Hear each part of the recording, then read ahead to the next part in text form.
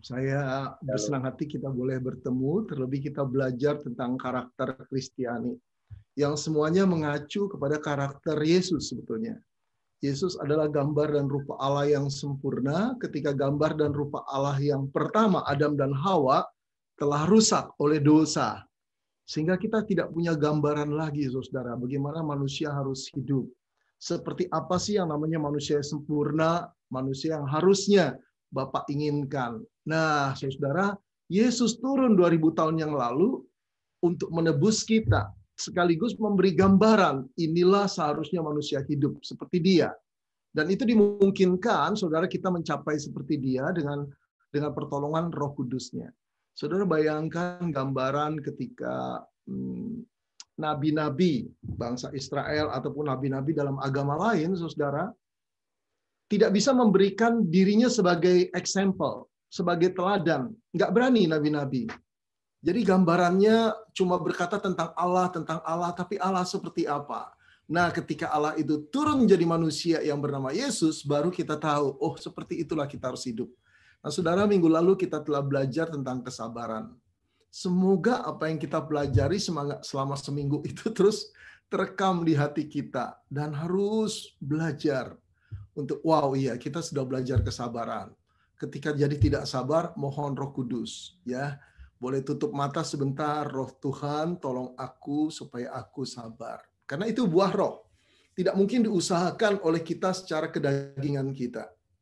Tetapi pekerjaan Roh Kudus yang bekerja di dalam kita, syaratnya kita sendiri mau dibentuk. Nah, pagi ini Bapak Ibu kita akan belajar tentang kerendahan hati. Kerendahan hati Kristen. Ya, mari kita buka ayatnya. Yakobus 4 ayat ke-6. Kita baca bersama-sama ya dari tempat Bapak Ibu, saudara sekalian di sana. 1, 2, 3. Allah menentang orang congkak, tetapi mengasihi orang yang rendah hati. Saudara, menurut Anda, orang yang rendah hati itu orang yang seperti apa? Coba pikirkan sebentar. Orang yang rendah hati itu orang yang seperti apa?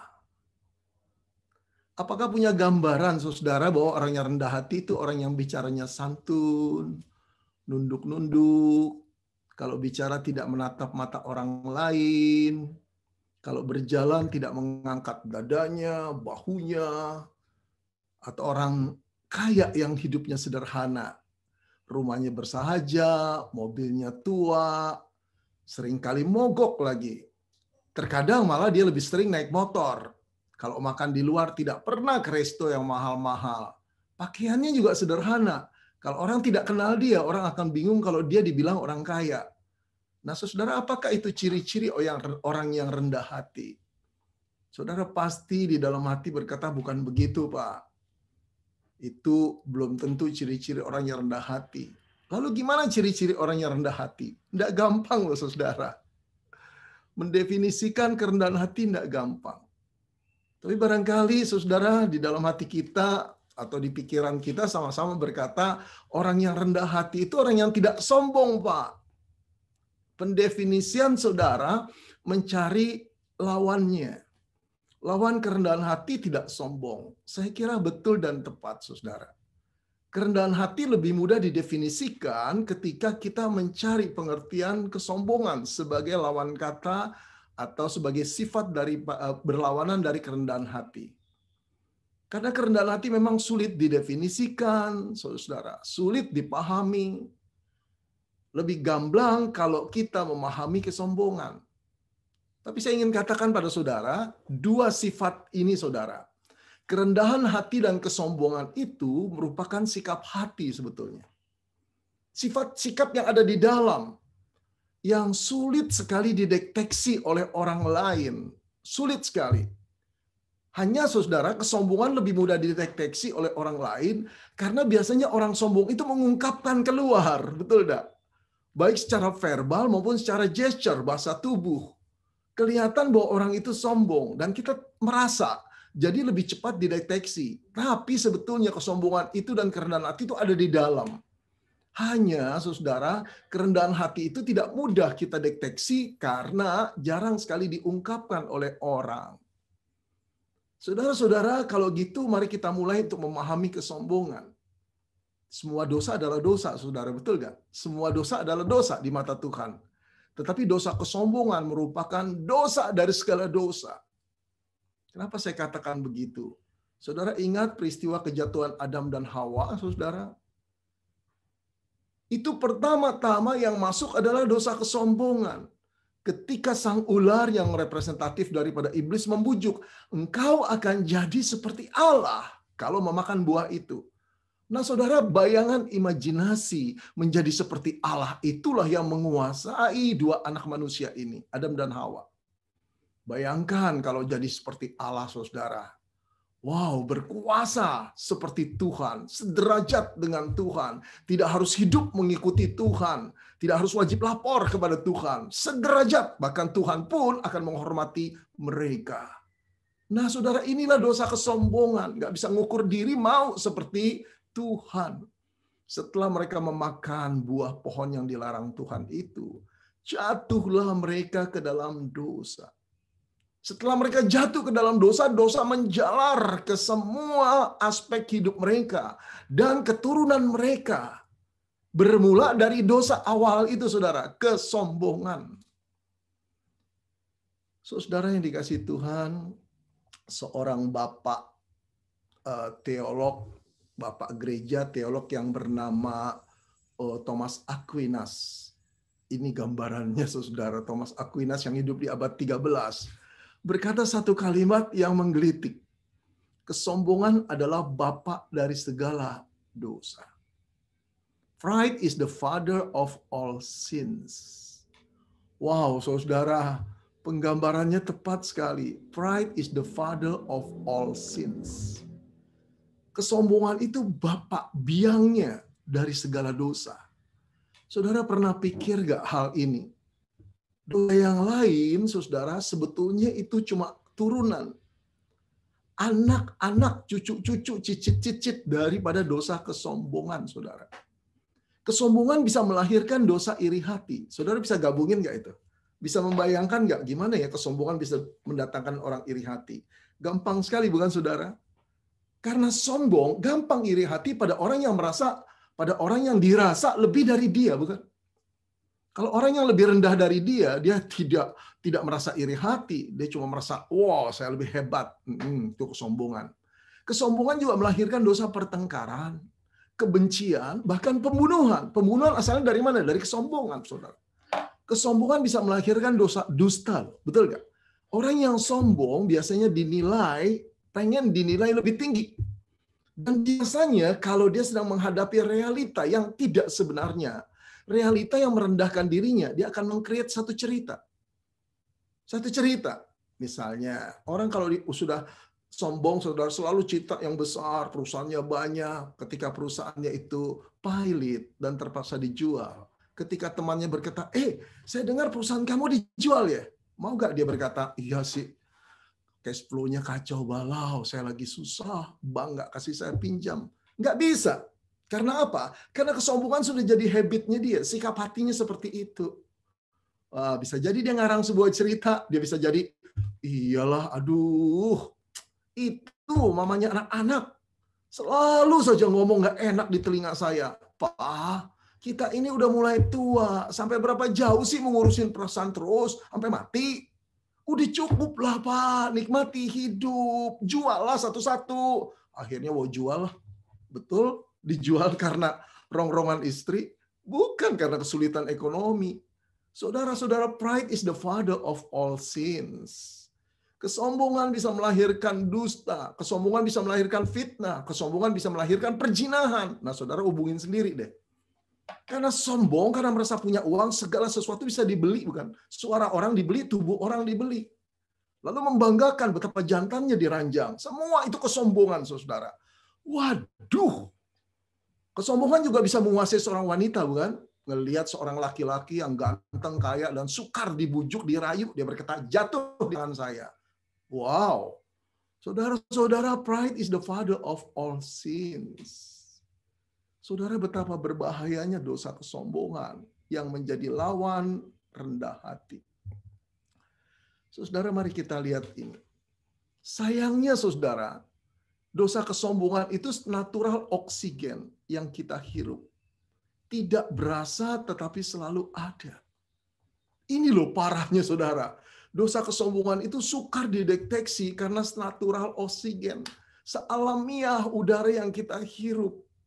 Tidak berasa tapi selalu ada di dalam diri kita. Saudara-saudara coba perhatikan. Setiap dosa paling tidak menimbulkan perasaan guilty feeling. Betul nggak? Sebut dosa apa saja. Dusta kah? Dusta kecil saja saudara. Kita langsung, cek. Ya nggak benar tuh tadi saya ngomong. Fitnah. Kebencian. Nggak apa-apa Bapak, nggak apa-apa Ibu. Dalam hati, besok lo ya. Setiap dosa paling tidak menimbulkan perasaan guilty feeling. Tapi hanya satu dosa yang selalu membuat diri merasa lebih benar. Tidak salah. Dosa apa? Kesombongan, saudara. Waduh, berbahaya sekali, bukan? Nah, saudara, bila kesombongan itu selalu merasa diri benar, berbeda dengan kerendahan hati. Setelah berangkat dari kesombongan, kita mulai memahami kerendahan hati Kristen itu. Kalau kesombongan itu selalu merasa diri benar, berbeda dengan kerendahan hati. Orang yang rendah hati selalu merasa dirinya adalah orang yang dilayakkan, dibenarkan oleh Tuhan, dan tidak dapat melakukan apa-apa tanpa Tuhan. Ia tidak berani, sehingga ia tidak berani, saudara, untuk membanggakan dirinya di hadapan Tuhan dan di hadapan manusia. Saya ulang lagi, saudara ya. Saudara, bila kesombongan itu selalu merasa diri benar, berbeda dengan kerendahan hati. Saudara, orang yang rendah hati selalu merasa bahwa dirinya adalah orang yang dilayakkan, dibenarkan oleh Tuhan, dan tidak dapat melakukan apa-apa. Tidak mampu berbuat apa-apa di luar Tuhan. Karena itu, ia tidak berani membanggakan dirinya di hadapan Tuhan atau di hadapan manusia. Jadi kerendahan hati itu merupakan sikap hati yang terutama, saudara, kepada Tuhan dulu. Tuhan yang di atas. Bukan terhadap sesama. Boleh sih, saudara, seseorang selalu, kalau bicara, ya benar, oh bagus sekali, iya. Tapi di hatinya siapa yang tahu? Dia sedang menilai dan menghakimi. Padahal dia tidak setuju, padahal menganggap remeh orang yang mengucapkan kalimat-kalimat atau kebenaran yang dia dengar. Jadi kerendahan hati itu sikap yang sebetulnya terutama kepada Tuhan. Ketika sikap yang utama kepada Tuhan itu beres, tahu bahwa dia sebetulnya orang yang tidak layak, tapi dilayakkan Tuhan. Orang yang tidak benar, penuh dengan kekotoran dosa, tapi dibenarkan Tuhan oleh darah Kristus. Orang yang sebetulnya jauh dari mampu, tapi dimampukan oleh Tuhan. Nah, hal ini beres dulu di hadapan Tuhan. Ketika dia merasakan semuanya itu, dengan kata lain, anugerah Tuhan itu, dia tidak mampu untuk menyombongkan diri. Baik di hadapan Tuhan ataupun sesama. Saudara-saudara, menarik sekali, saya akan memberikan sebuah contoh, saudara. Saya ambil Paulus, saudara. Saudara, mari kita lihat apa yang ditulis Paulus kepada jemaat Korintus. Dia berkata begini, saudara, dalam 1 Korintus, dia berkata, karena aku, saya tunjukkan 1 Korintusnya, saudara ya. 1 Korintus 15 ayat 9. Saudara, dia sedang menulis surat kepada jemaat Korintus yang sebetulnya dia injili dulu. Sampai beberapa orang di Korintus yang kafir itu jadi Kristen dan mendirikan gereja. Dia gembalakan, saudara, kira-kira 18 bulan ada di sini. Tetapi setelah dia pergi menginjili ke tempat lain, dia mulai difitnah, tidak dipercaya, dianggap sepi, dianggap remeh, motifnya tidak benar. Lalu dia tulis, karena aku adalah yang paling hina dari semua rasul. Bahkan tidak layak disebut rasul. Sebab aku telah menganiayai jemaat Allah.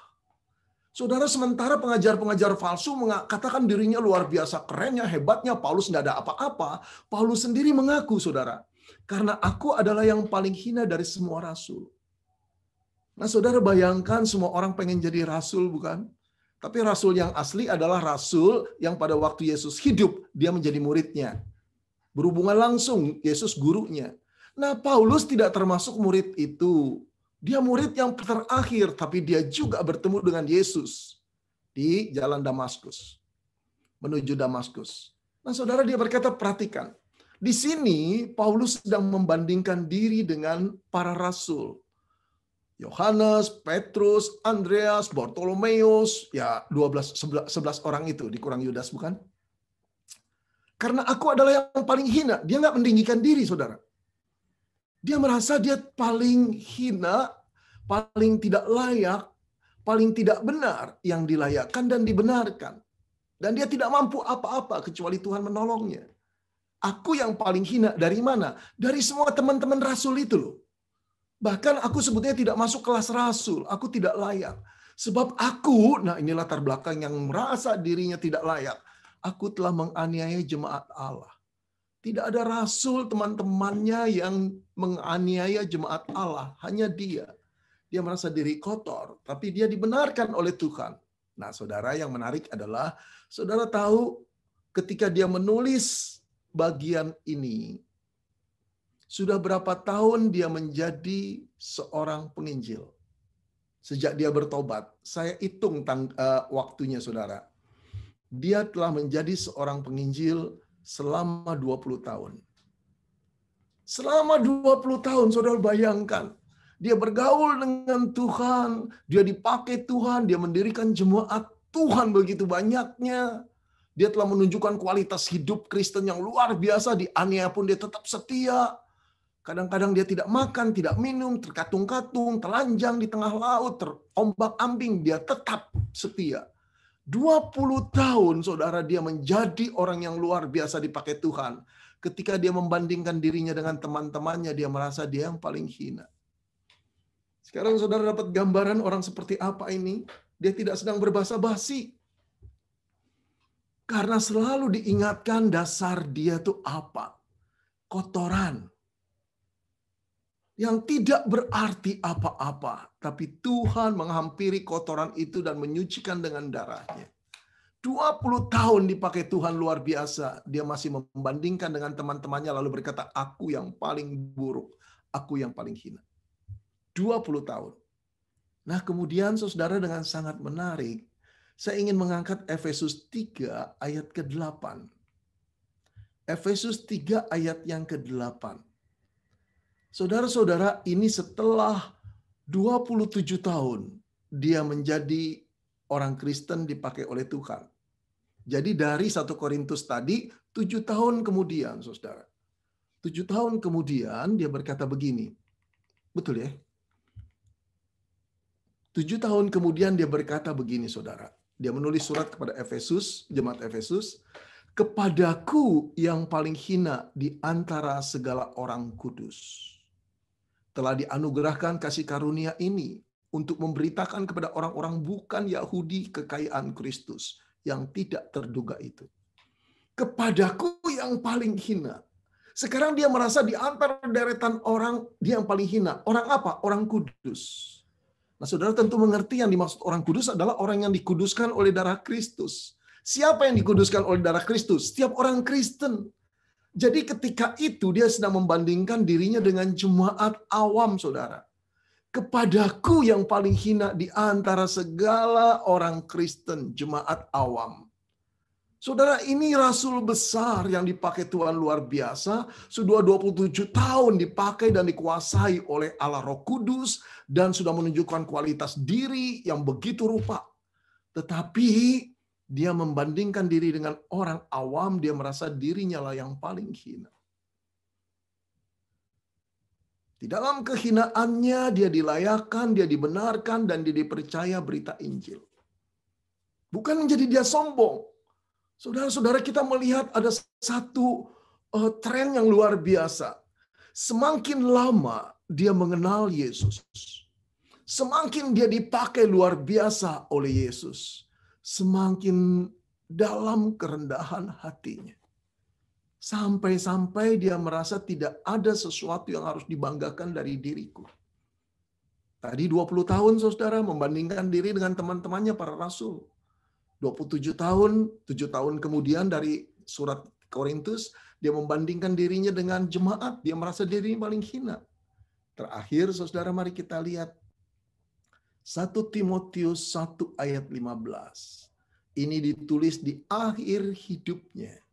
Dia berkata, perkataan ini benar dan patut diterima sepenuhnya. Kristus Yesus datang ke dunia untuk menyelamatkan orang berdosa.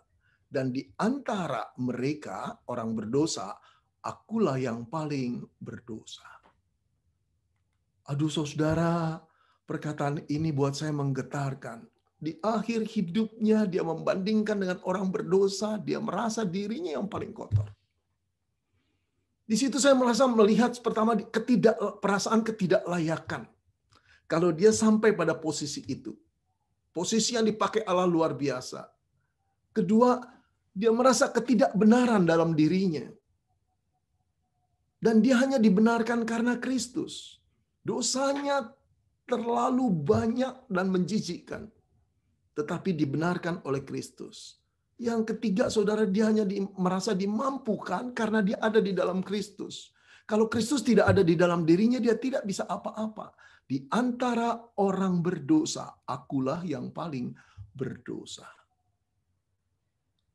Saudara yang dikasihi Tuhan, inilah kerendahan hati yang kontras dengan kesombongan.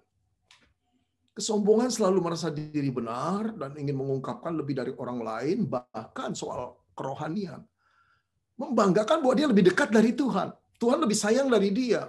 Dia diperkenan oleh Tuhan lebih dari orang-orang yang lain dan hamba yang lain. Wow, saudara-saudara berbeda dengan Paulus. Saudara-saudara, oleh karena itu, yuk kita kejar kerendahan hati yang seperti diteladani oleh Paulus itu loh. Dia hamba yang betul-betul mengenal siapa dirinya dan siapa Tuhan dengan anugerahnya yang membuat dia sedemikian rupa. Bukan membanggakan diri di hadapan Tuhan, malu begitu ya. Nah, orang yang rendah hati selalu punya kontak dengan Tuhan, saudara. Bukan dengan manusia yang saya katakan, pertama-tama kerendahan hati itu sikap hati yang selalu berurusan dengan Tuhan. Dan nggak pernah orang yang rendah hati akan berpikir gini, wow, saya nggak boleh ngomong gini nih, nanti dibilang sombong. Saya nggak boleh ngomong gini nih untuk mencitrakan saya orang yang rendah hati. Dia selalu berkontak dengan Tuhan. Ngomong satu kalimat yang membanggakan diri saja rasanya nggak enak ya. Malu sama Tuhan. Sesuatu yang nggak ada apa-apanya sekarang merasa diri something. Saudara, orang yang rendah hati mengungkapkan penilaiannya secara jujur. Penilaian diri, saudara. Tidak melebih-lebihkan, juga tidak mengurangi. Paulus tidak merasa sombong, Paulus juga tidak merasa dia mengurangi bahwa memang dia orang kotor kok. Ya, sangat berdosa. Saudara, orang yang rendah hati tidak menyombongkan karunia Allah. Tetapi juga tidak menganggap sepi karunia itu. Tidak merasa superior, tapi juga tidak merasa inferior. Seorang yang rendah hati berterus terang mengenai dirinya. Dan dia tahu saudara-saudara keberadaannya. Dia tidak mencoba untuk mencitrakan lebih tinggi, lebih berotoritas. Enggak. Apa adanya. Tuhan beri 5, ya 5. Tuhan beri 10, ya 10. Nah, kadang-kadang orang yang diberi 10 oleh Tuhan cemerlang, bukan? Orang yang cemerlang, saudara, belum tentu sombong. Orang yang sombong itu memang dari dasar hatinya ingin mendapat kehormatan. Orang yang rendah hati, saudara, kadang-kadang bisa ngomong terus terang dan keras perkataannya. Tetapi belum tentu untuk orang menilai dirinya luar biasa. Nah, orang yang sombong seringkali, saudara, justru tidak mau ada di panggung. Main di balik layar, tapi selalu menilai orang dan mengeritik orang, lalu kemudian menjelek-jelekan orang. Oh, saudara, kerendahan hati bukan satu sikap, halus tutur kata, kemudian kalau ngomong membungkuk-bungkuk. Enggak selalu seperti itu, saudara ya. Itu ciri dari luar. Menarik sekali berbicara tentang kerendahan hati. Saudara, seorang yang rendah hati adalah seorang yang mengakui bahwa di luar Tuhan, ia tidak dapat melakukan apa-apa. Dia tidak pernah, saudara, memberi kesan bahwa ia sedang menonjolkan diri. Saudara, seorang yang rendah hati seringkali melontarkan pujian kepada orang lain. Pujian yang tulus. Tapi dia juga bisa menerima pujian dengan senang hati kepada orang yang memberinya. Kerendahan hati tidak ditunjukkan, "Wih, Bapak luar biasa ya, Ibu luar biasa." Enggak lah, enggak, bukan saya lah, bukan. Wah, cuma Tuhan. Kadang-kadang sikap itu menggelitik, saudara, dengan pemikiran, benar gak sih orang itu begitu? Kalau dipuji kok rasanya dia senang sekali. Ya, orang yang rendah hati bisa menerima pujian dari orang. Bapak luar biasa, pemikirannya tadi bijaksana. Ibu benar waktu mengungkapkan di rapat. Terima kasih. Terima kasih aja dengan sadar bahwa itu kemurahan Tuhan, itu hikmat dari Tuhan. Jadi orang yang rendah hati tidak menolak dipuji orang, tidak mencari pujian. Kalau dia datang, ya terimalah. Kemudian cepat-cepat balikan kepada Tuhan. Itu milik Tuhan. Nah, orang yang sombong selalu haus akan pujian. Dikumpulkan terus dan tidak pernah puas. Lalu diimajinasikan perkataan-perkataan yang tadi dia dengar, pujian-pujian. Kita semua tergoda untuk itu, termasuk saya. Ya, saudara, dosa kesombongan senatural oksigen yang kita hirup. Tidak terasa, tapi dia sudah ada.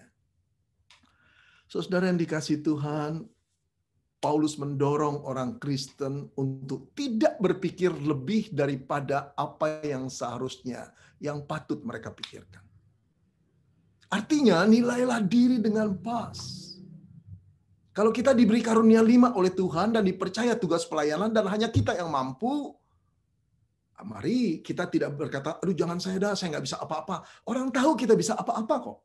Dan tugas itu memang pas buat kita. Biarlah kita berkata, oke, saya ambil tugas ini. Karena tahu Tuhan yang menunjuk. Setelah tugas ini sukses, kita tidak dalam hati berkata, lihat setiap tugas yang dikasih pada aku pasti oke, beres semua. Enggak, kita tahu Tuhan yang beranugerah memberi kemampuan itu. Saudara, sama seperti seorang pengkhotbah kalau habis berkhotbah. Saya telah menggumuli bidang ini, saudara, 43 tahun. Dari sejak saya masuk STT, memikir tentang khotbah, konsep khotbah, terus kemudian saya diberi pendidikan juga di S1, di S2, S3 tentang ini. Saya mengajar puluhan tahun, sekarang mentraining para hamba Tuhan. Banyak godaan pengkhotbah. Salah satunya adalah dari persiapan saja sudah menanti pujian. Ketika menyampaikannya kita excited, semua orang melihat kita. Setelah turun kita mengharapkan orang berkata, Bapak khotbahnya bagus, luar biasa. Saudara, nggak salah menerima pujian dari orang, tapi kelirulah kalau menanti pujian itu datang. Kita tidak bisa tolak pujian itu datang. Tapi kelirulah kalau kita menikmatinya terus-menerus dalam imajinasi kita. Yang terpenting adalah pujian itu diterima secara natural, terima kasih, masuk ke ruang doa pada Tuhan dan kembalikan semua. Itu bukan punya kita. Itu diberi Tuhan untuk kemuliaan-Nya. Dengan demikian kita stabil.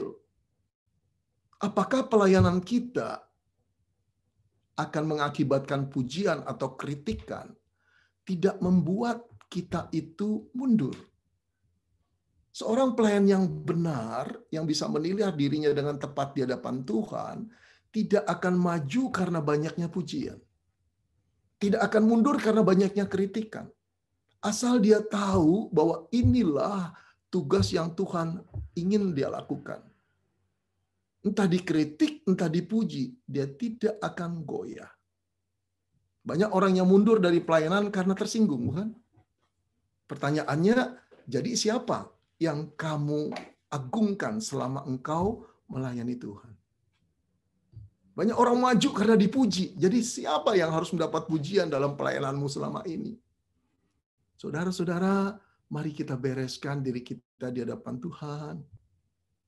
Introspeksi, biar Roh Kudus menyelidiki hati kita. Saudara-saudara, kalau ada orang yang boleh sombong dalam dunia ini, kalau boleh ada, saudara ya, cuma satu saya kira pribadi itu yang boleh sombong. Namanya Yesus Kristus. Kenapa saudara Yesus itu boleh sombong? Kalau diizinkan sombong. Saudara, karena dia adalah pencipta alam semesta, yang sekaligus memiliki seluruh alam semesta, Mayapada, dan juga dunia ini. Ia maha kuasa, ia maha mulia, maha tahu, maha hadir, maha kaya, maha dari segala-galanya. Dia pun maha kudus, saudara. Namun dia yang punya segala-galanya tak menganggap segala-galanya itu sebagai hak yang harus dipertahankan. Di malam Natal yang pertama dia menanggalkan semuanya itu, turun menjadi manusia, bukan cuma manusia, dia mengambil rupa seorang hamba. Yang pertama yang dilakukan adalah lahir di kandang palungan.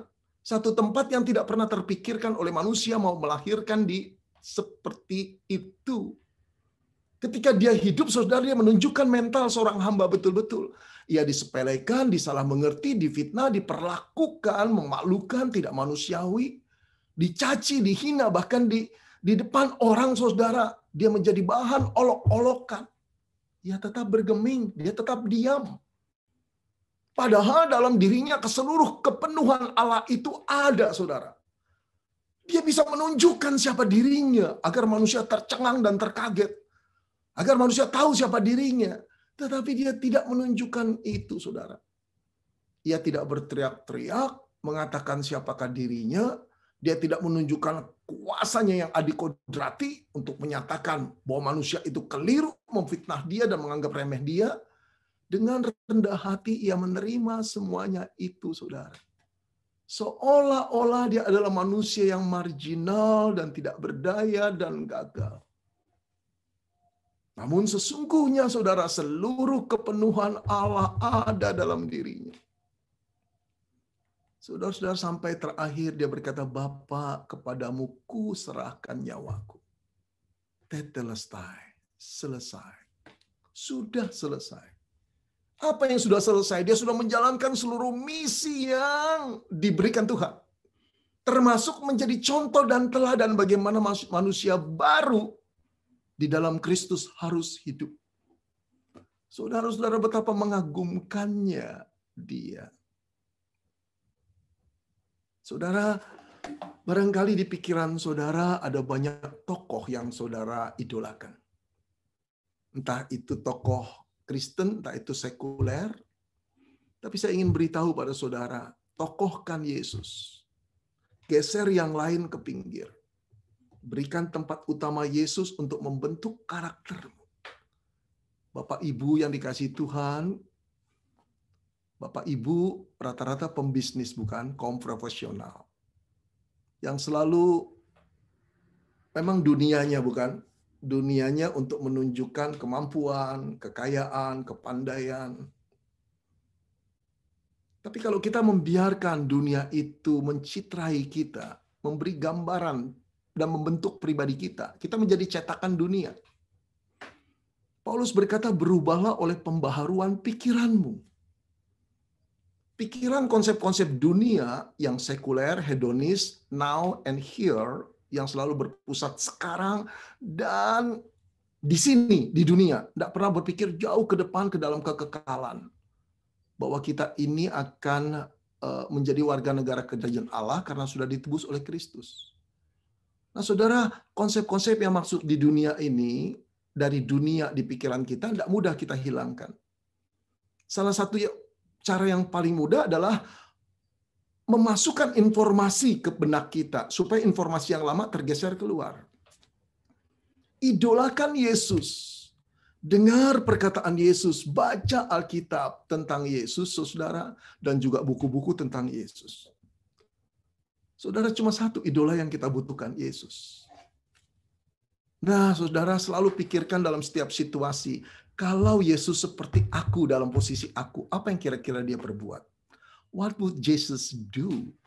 Itu penting, saudara, untuk kita menjadi seru. Saudara-saudara, saya telah menjadi orang Kristen 43 tahun.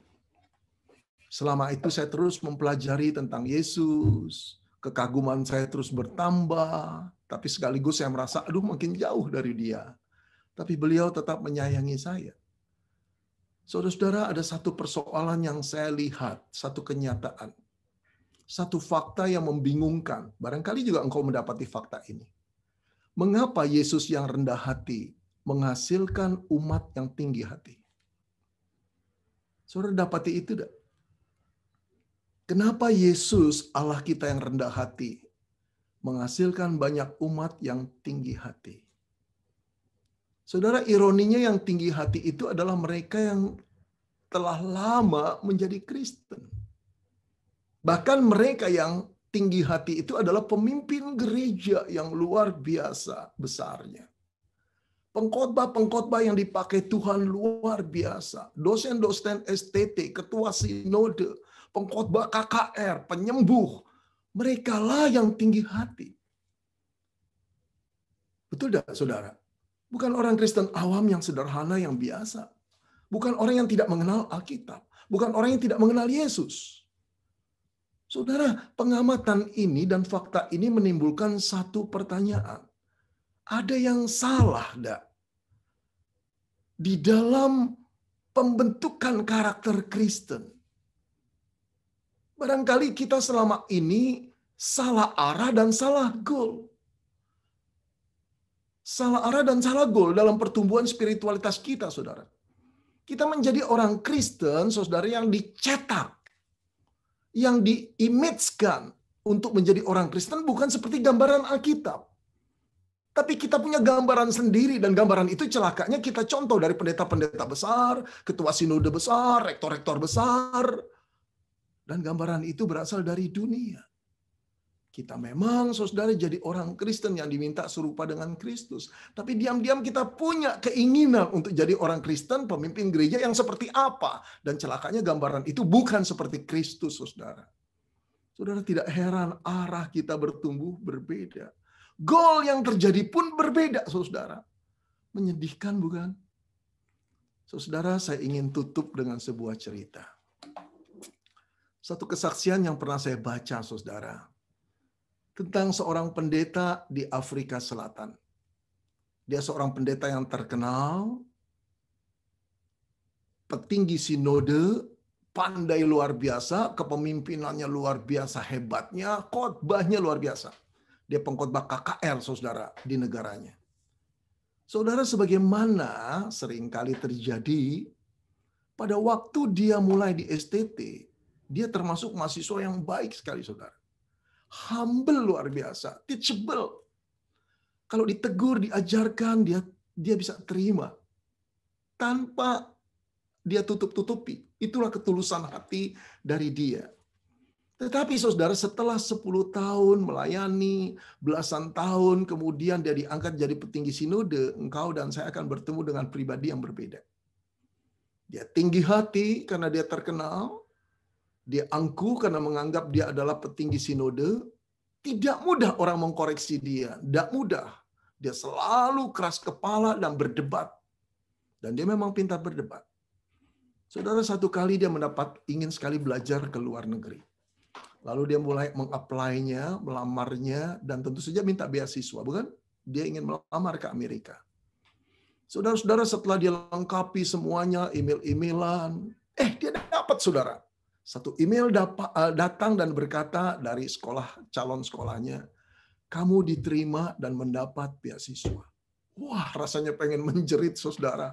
Gembira sekali. Itulah impian para hamba Tuhan di seluruh dunia, belajar di Amerika, saudara. Dan mendapat beasiswa. Nggak mudah, saudara. Kalau sekarang saja kira-kira 1 tahun bisa menghabiskan 1 miliar, saudara. Nggak mudah cari duit 1 miliar 1 tahun. Apalagi buat hamba Tuhan. Tapi kalau dapat scholarship, wow. Saudara-saudara, betapa bangganya dia. Dia menceritakan kepada banyak orang di tempat dia khotbah, pada sinode kenalannya. Dia menceritakan, dia membagikan emailnya. Dalam pikirannya dia dapat karena sekolah itu tahu dia orang terpandang, punya jabatan posisi Kristen yang luar biasa di negaranya, dan pandai. Saudara-saudara, singkat cerita, pada saat yang ditentukan berangkatlah dia ke Amerika. Saudara, setelah mengalami perjalanan pesawat yang panjang, hari itu dia tiba di airport, saudara. Ya langsung memilih taksi dengan 4 koper yang besar-besar, saudara. Nah, taksi itu membawa dia ke seminari, ke STT tempat dia mau belajar. Besar sekali, saudara. Kalau seminari di Amerika tuh besar, muridnya bisa 3.500, 4.000 orang. Wow. Nah, saudara, sampai di sana, sepi seminari itu. Kenapa? Karena masih liburan. Masih summer, saudara. Belum ada yang datang, sekolah belum mulai. Seminggu lagi baru mulai. Di dalam kebingungan, saudara, dia sudah ada pada lokasi yang dia disuruh tempatkan di sana, di sebuah asrama. Tapi dia tidak tahu kamarnya dan tidak ada yang nyambut. Tukang taksi pun bingung, saudara. Lalu di tengah-tengah kebingungan, ada satu orang tua, kurus, datang menghampirinya. Lalu orang tua itu berkata, "Can I help you, sir?" Bisa saya bantu, Tuan? Oh ya, saya perlu bantuan. Saya calon mahasiswa di sini, mahasiswa baru, saya diterima. Oke, kamu tahu ini di mana letaknya dormitori ini, asrama ini, saya di nomor ini. Oh, tentu saja saya tahu, Tuan. Tolong bawakan koper-koper itu ya. 4 koper gede-gede, saudara. Jangan takut, jangan khawatir. Nanti saya kasih tips, oke? Ya, Tuhan, terima kasih. Kemudian dia tunjukkan. Bapak tua itu angkat koper satu persatu, betul-betul berat, luar biasa. Mahasiswa itu tunggu di atas. Setelah semua kopernya